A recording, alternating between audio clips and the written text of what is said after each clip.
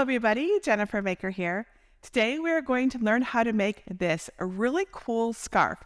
But this isn't a scarf that you wear to keep warm. No, this is a scarf you wear for the kitchen. Isn't it so cute? And not only is it cute, it's also functional, which I love. That's because this scarf has towels at both ends. You may have heard of them referred to as kitchen towels or dishcloth scarves, but they're probably best known as kitchen boas. And today we're going to learn how to cut and sew our very own kitchen boa and add some really cute, adorable designs that can even be personalized using Cricut Design Space and Infusible Ink or Sublimation. And don't be intimidated about sewing this. This is a really easy beginner project, and I promise to walk you through everything step by step. So you will feel super confident to make your very own kitchen boa by the end of this tutorial. So come with me to my craft table and we'll get started.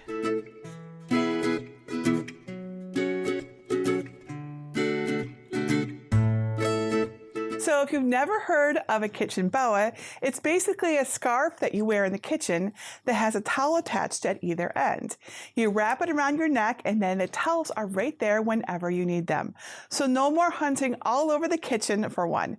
You simply reach down and you grab a towel to wipe off your hands while you're cooking or you're baking, clean the counters, or you can even use them as pot holders. Right? So versatile, and they are honestly so easy to make. And you know, I just had to add some cute designs to mine. These make great gifts that you know are going to be used. So let's take a look at everything that you're going to need for this project. First, fabric and towels top the list. The fabric should be 100% cotton. I'm loving these super cute designs, but of course, you can use any design you like. Directional fabric designs do add a twist, but I have a great tip for that coming up in this video. Now, since I'm incorporating sublimation with my scarf, my towels are 100% polyester. These are white microfiber towels, but you could also use a waffle weave if you wanted to. You can also use a light colored 100% polyester towel. Just keep in mind that sublimation doesn't print white, so if there's white in your print, that part will show up as the color of your towel instead. And if you have no plans to sublimate on these, you can use any towel you want, so long as it's roughly the same size as mine. Mine are 22 inches by 15 inches. There's not a lot of sewing that you need for these scarves, but I will help you through all of the steps.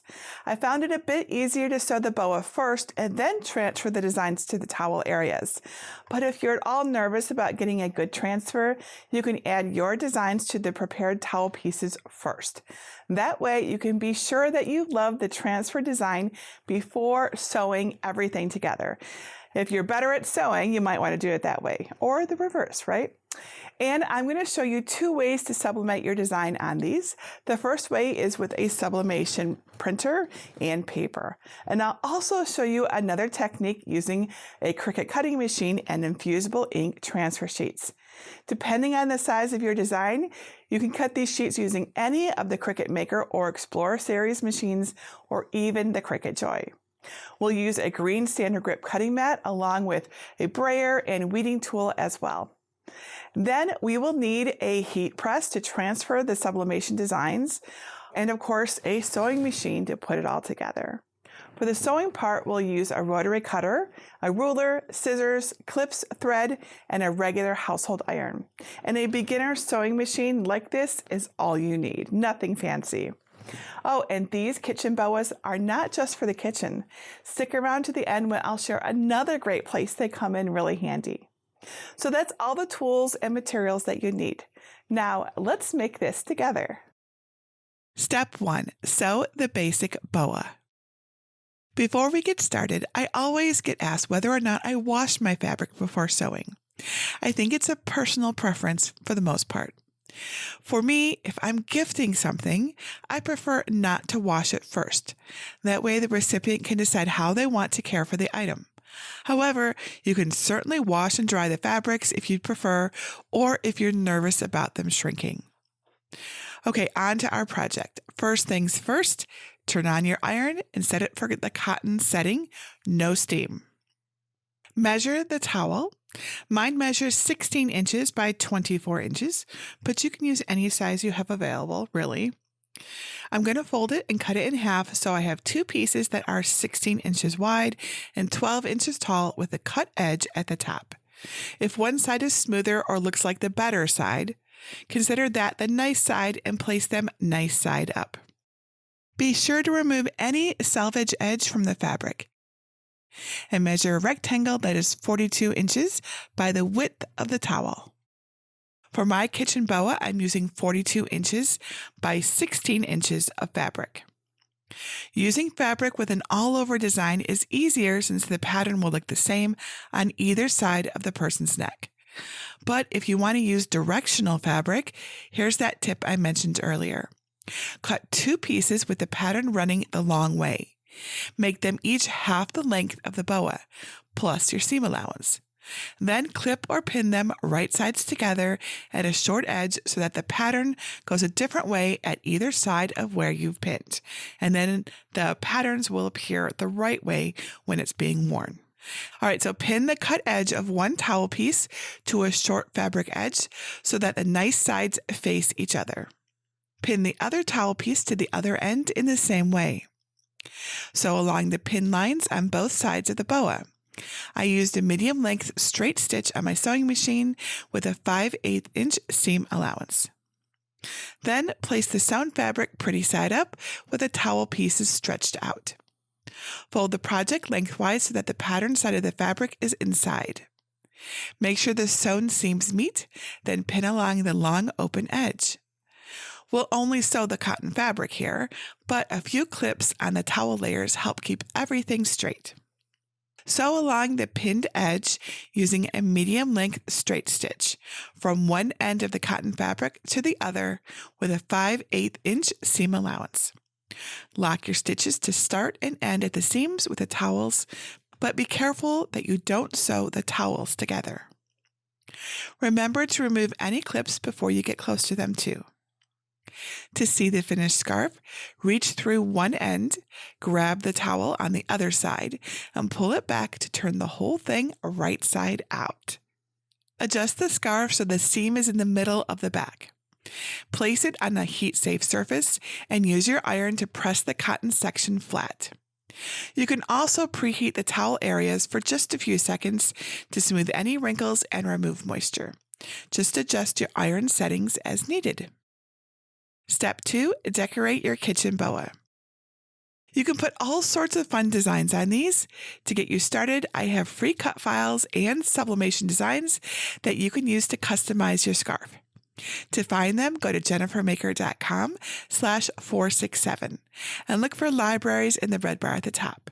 Then either click Get a Password if you don't yet have one, or click Enter the library. You can find the designs on the page by searching for number 467 and then click it to download the zip file. Step 3, make your designs. You can cut iron-on vinyl or Cricut Infusible Ink or even print a sublimation design. I think Infusible Ink and sublimation work the best for kitchen boas, however, as it won't crack, peel, or fade from use. To see exactly how I prepared my cut Infusible Ink designs and printed sublimation images for the scarf and Cricut Design Space, see the video at jennifermaker.com/467. Now let's see how to add each material to the Kitchen Boa. I've cut out the cherry design and a sentiment for my free downloads using my Cricut. If you're using more than one color of Infusible Ink like I am for the cherries, the sheet with more pieces will be called the primary, and the other one will be called the secondary. So here the red will be the primary and the green will be the secondary. I want to combine the cherries parts on one piece of liner to transfer them at the same time, so I'll trim the excess material with that in mind. I'll also separate the cherries from the sentiment since they'll be on separate towel pieces. To weed Infusible Ink transfer sheets, use the cracking method. To do this, slightly bend and roll the cut paper until you hear a little cracking sound, which happens as the cuts separate. Don't worry if your design lifts off the liner a little bit. After you crack your cut design, just take away the excess paper and you'll be left with just your design on the liner. Then weed out the parts that you don't want to press using your fingers, a weeding tool, and/or tweezers. Now let's combine the cherries. Place the primary design in front of you. Using the Design Space canvas as a reference, place the secondary color pieces liner down in the right spot. Make sure your secondary color pieces are facing the same direction that your main design is on the liner. Since we mirrored our design when cutting, everything will be backwards when applying the design on the correct side. Now, since the back of the liner is sticky, it will hold our attached pieces in place and allow us to move the entire design onto our towel all at once. The little extra space at the top of the cherries should keep the stem's piece in place. Make sure none of the clear plastic overlaps the material, trimming any areas as needed. If you don't have enough plastic from the main transfer sheet to attach your stems, you can apply them separately to the towel.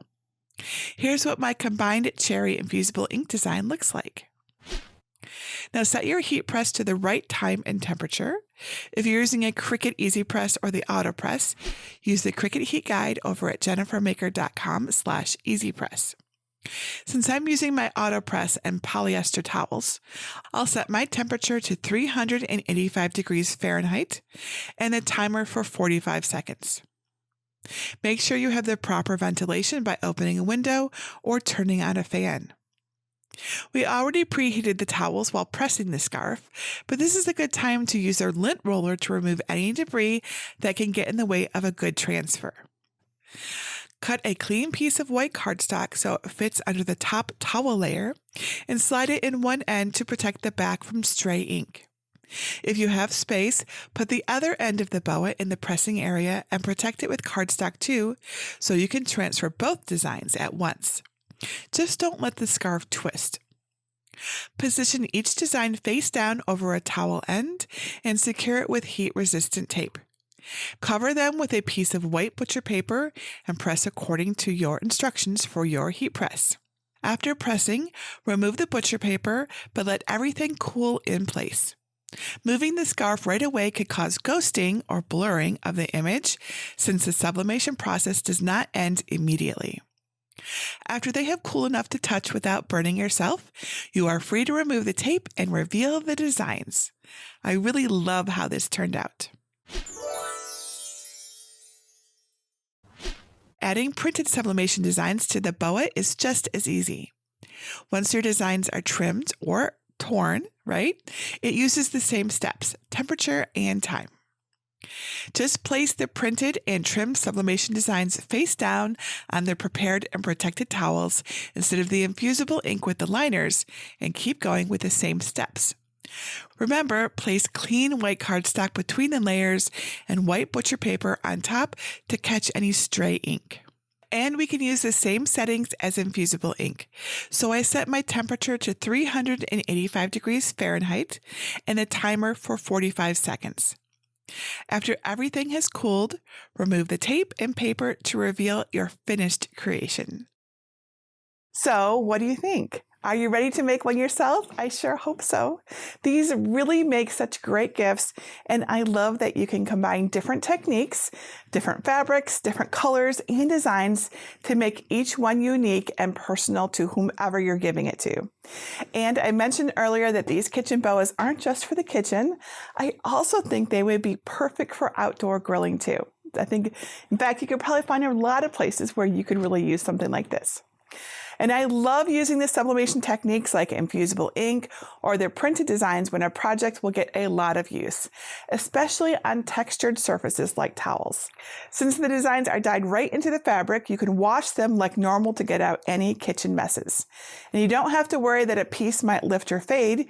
These will last for ages. They're awesome. Now, if you have any questions about how to make this craft, please let me know. Leave your question below this video or ask over in our sublimation group at jennifermaker.com/sublimation group. And that's it for today. Until next time, this is Jennifer Maker reminding you to craft a life you love.